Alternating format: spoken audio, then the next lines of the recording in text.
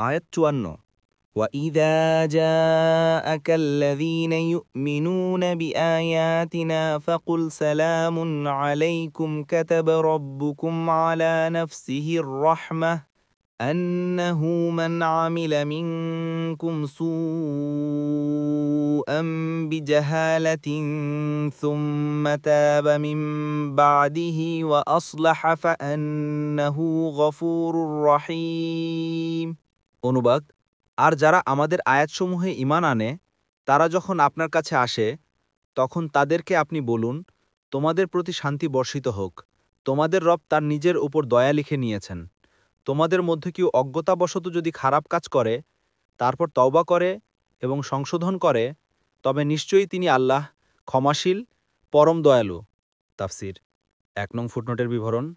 এই বাক্যে উপরোল্লেখিত এই অনুগ্রহের উপর আরও অনুগ্রহ ও নেয়ালত দানের ওয়াদা করে বলা হয়েছে যে, আপনি মুসলিমদেরকে বলে দিন যে, তোমাদের প্রতিপালক দয়া প্রদর্শনকে নিজ দায়িত্বে লিপিবদ্ধ করে নিয়েছেন। কাজেই খুব ভীত ও অস্থির হইও না। এই বাক্যে রব বা প্রতিপালক শব্দ ব্যবহার করে আয়াতের বিষয়বস্তুকে যুক্তিযুক্ত করে দেওয়া হয়েছে যে, আল্লাহ তাআলা তোমাদের প্রতিপালক। এখন জানা কথা যে, কোনো প্রতিপালক স্বীয় পালিতদেরকে বিনষ্ট হতে দেন না। অতঃপর রব শব্দটি যে দয়ার দিকে ইঙ্গিত করেছিল তা পরিষ্কারভাবে উল্লেখ করা হয়েছে, তাও এমন ভঙ্গিতে যে তোমাদের প্রতিপালক দয়া প্রদর্শনকে নিজ দায়িত্বে লিপিবদ্ধ করে নিয়েছেন।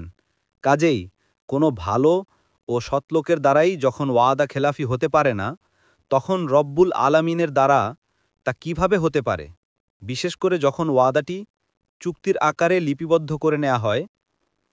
রাসূলুল্লাহ সাল্লাল্লাহু আলাইহি ওয়াসাল্লাম বলেন, যখন আল্লাহ তাআলা সব কিছু সৃষ্টি করলেন ও প্রত্যেকের ভাগ্যের ফয়সালা করলেন, তখন একটি কিতাব লিপিবদ্ধ করে নিজের কাছে আরশে রেখে দিলেন।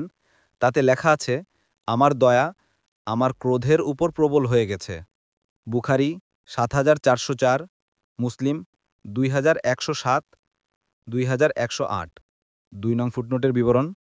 আয়াতে অজ্ঞতা শব্দ দ্বারা বাহ্যিকভাবে কেউ ধারণা করতে পারে যে গুনাহ ক্ষমা করার ওয়াদা একমাত্র তখনই প্রযোজ্য হবে যখন অজ্ঞতাবশত কোনো গুনাহ হয়ে যায়।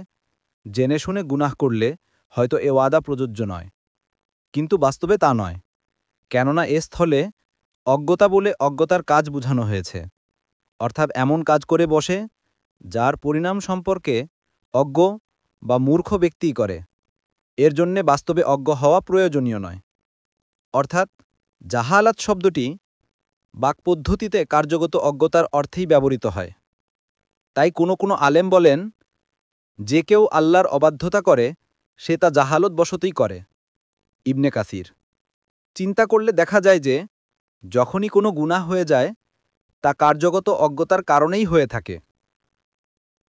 এখানে কার্যগত অজ্ঞতাই বোঝানো হয়েছে, এর জন্যে অজ্ঞ হওয়া জরুরি নয়, কেননা কুরআনুল কারীম ও অসংখ্য সহিহ হাদিস থেকে জানা যায় যে তওবা দ্বারা প্রত্যেক গুনাহ মাফ হয়ে যায়, অমনোযোগিতা ও অজ্ঞতাবশত হোক কিংবা জেনে শুনে মানসিক দুর্মতি ও প্রবৃত্তির তাড়নাবশত হোক। এখানে বিশেষভাবে প্রণিধানযোগ্য যে আয়াতে দুটি শর্তাধীনে গুনাহগারদের সম্পর্কে ক্ষমা ও রহমতের ওয়াদা করা হয়েছে। এক, তাওবা অর্থাৎ গুনাহের জন্য অনুতপ্ত হওয়া। হাদিসে বলা হয়েছে অনুশোচনার নামই হল তাওবা। ইবনে মাজা ৪২৫২, মুসনাদে আহমাদ ১/৩৭৬।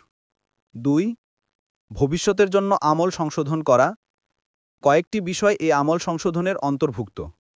ভবিষ্যতে এ পাপ কাজের নিকটবর্তী না হওয়ার সংকল্প করা ও সেই বিষয়ে যত্নবান হওয়া, এবং কৃত গুনাহের কারণে কারো অধিকার নষ্ট হয়ে থাকলে যথাসম্ভব তা পরিশোধ করা, তা আল্লাহর অধিকার হোক কিংবা বান্দার অধিকার, যেমন সালাত, সওম, জাকাত, হজ ইত্যাদি ফরজ কর্মে ত্রুটি করা।